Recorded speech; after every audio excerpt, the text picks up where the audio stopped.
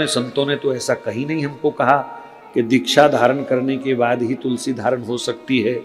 तुलसी तो जन्म से भी अगर कोई बच्चा धारण कर लेवे तो कोई गुनाह नहीं, कोई बुराई नहीं है। बिना तुलसी के ना हमें शंकर जी पर जल चढ़ाने का अधिकार है, ना ठाकुर जी की माता की आरती उतारने का अधिकार है। सुनो ध्यान से, अगर हमारे शरीर पर तुलसी नहीं है तो हम गोपाल जी को छू नहीं सकते, गोपाल जी का भोग नहीं बना सकते। आप कहोगे कैसे? महाराज हर समय इस पेट के अंदर 2.5-3 किलो गंदगी पड़ी हुई है, मल पड़ा हुआ है, विष्ठा पड़ी हुई है। कहीं विष्ठा को हमारा पैर लग जाए, गंदगी को हाथ लग जाए, तो क्या तुम अपने आप को शुद्ध मानते हो? नहीं ना। आजकल के लोगों की तो छोड़ो, लेकिन पुराने लोग जो बैठे हैं महाराज, कहीं राह चलते पैर भी लग जाता था तो लोग कपड़े समेत आके घर में नहाते थे, बोले गंदगी छू ली, विष्ठा को पैर लग गया। तो अब बताओ कि बाहर पड़ी हुई विष्ठा से अगर हम स्पर्श करने से अशुद्ध होते हैं तो अपने तो अंदर ही 2.5-3 किलो मल पड़ा हुआ है, अपने तो अंदर ही हर समय मूत्र का थैला भरा हुआ है। और वैसे हम मूत्र का त्याग करने के बाद हाथ धोते हैं, साबुन लगा के हाथ धोते हैं, पर अंदर भी तो भरा पड़ा है। तो जब इतनी अशुद्धि है शरीर में, तब ठाकुर सेवा कैसे हो सकती है? तो संतों ने समाधान दिया, इस अशुद्ध शरीर को तुलसी पवित्र कर देती है। जब हम तुलसी धारण कर लेते हैं तो ये शरीर शुद्ध हो जाता है और हम ठाकुर सेवा के अधिकारी हो जाते हैं।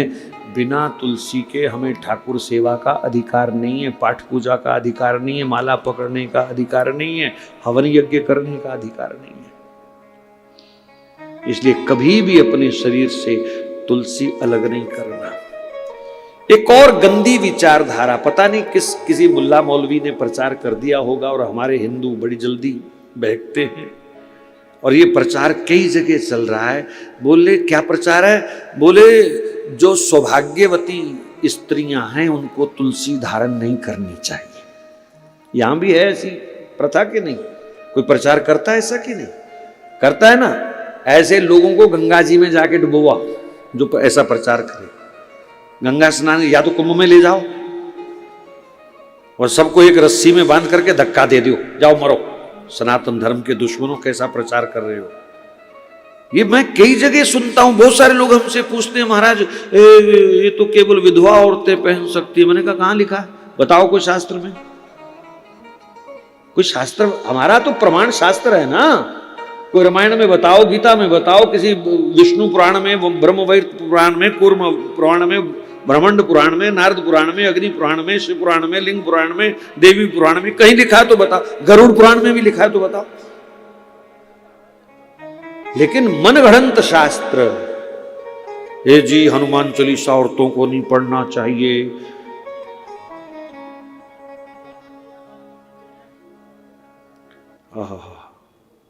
ये अपनी कथा सुना रहा है बाहर, कितनी जोर जोर से। और जोर से बोलो, शाबाश। टाउं टाउं।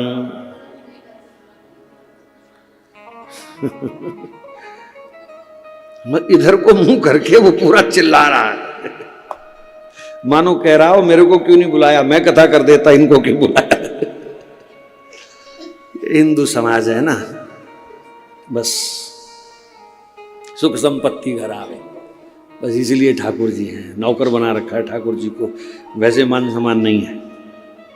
तुम क्या चर्चा कर रहे थे? औरतों को हनुमान चालीसा नहीं पढ़ना चाहिए, सौभाग्यवती स्त्रियों को तुलसी नहीं धारण करनी चाहिए। ये सनातन विरोधियों का प्रचार है। मैंने कई महापुरुषों से, कई संतों से चर्चा करी, काशी के विद्वानों से चर्चा हुई मेरी। पिछली बार जब कुंभ लगा था प्रयाग में, दास को 1 महीना रहने का अवसर मिला, ये बच्चे भी साथ थे, तो संतों से चर्चा, उन्होंने यहां तक कह दिया कि कोई देवी अगर अशुद्ध अवस्था में है 3-4 दिन के लिए, तो उस अवस्था में भी वो हनुमान चालीसा का पाठ कर सकती, कोई मनाही नहीं है। हाँ, हनुमान जी की मूर्ति को, प्रतिमा को छूना नहीं चाहिए, वैसे वो अधिकार मुझे भी नहीं है। मैंने कल भी कहा था, पुजारी जी के सिवा कोई भी प्रतिष्ठित विग्रहों का स्पर्श ना करे, दोष है। ये जो हनुमान जी को खुद ही सिंदूर पोतने आप चले जाते हैं, गलत है। पुजारी जी को दीजिए, वही उनका स्पर्श कर सकते हैं। ये जो हनुमान जी के मुंह में लड्डू ठूसने का एक नया तरीका आपने बना लिया है, हनुमान जी तो बेचारे पता नहीं खाएं ना खाएं, लेकिन वो चेंटे आ करके सारा दिन हनुमान जी को खाते रहते हैं। फिर ये थोड़ा सा हमें सुधरना चाहिए इस मामले में। भगवान कोई भोगी नहीं है जो खाएंगे। कौन खाता है? भूखा आदमी खाता है। भगवान भूखे हैं क्या? भगवान तो केवल आपकी भावना से तृप्त होते हैं। वो किसी प्रसाद से, लड्डू से तृप्त नहीं होते, वो सामग्री से तृप्त नहीं होते, वो आपकी भावना से तृप्त होते हैं। तो भगवान को तो केवल भाव देना है। लड्डू आपके लिए हैं, उनके मुंह में जबरदस्ती मत ठूसो।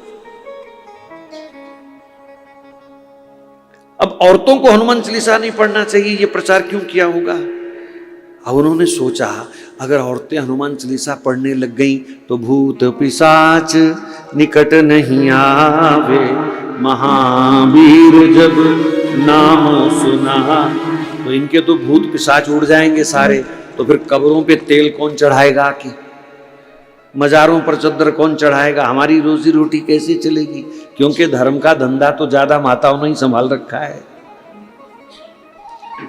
तो आपके ऊपर ये जादू चलाया कि हनुमान जी ब्रह्मचारी हैं, औरतों को हनुमान चालीसा नहीं पढ़ना चाहिए। आज मां के चरणों में बैठ करके मैं आप सबको खुले कह रहा हूं, खूब हनुमान चालीसा माताओं को पढ़ना चाहिए।